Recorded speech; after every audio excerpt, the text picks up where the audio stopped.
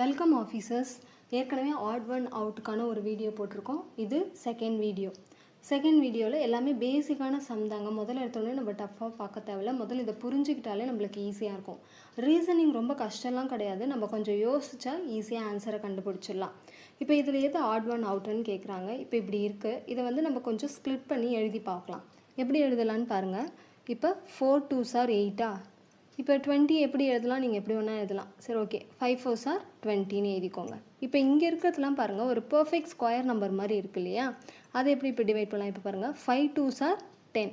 இது 5 ஸ்கொயர். இது 9 2s are 18, 9 square. 4 3s are 12. இங்கே 36 என்னது? 6 ஸ்கொயர். ஸோ இங்கே எல்லாத்துலேயுமே ஒரு பர்ஃபெக்ட் ஸ்கொயர் நம்பர் வந்திருக்கு. ஆனால் ஃபஸ்ட் ஆப்ஷனில் மட்டும் ஸ்கொயர் எதுவுமே இல்லை.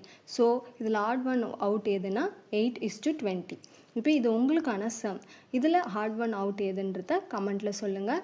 சப்ஸ்கிரைப் பண்ணிக்கோங்க. தேங்க்யூ.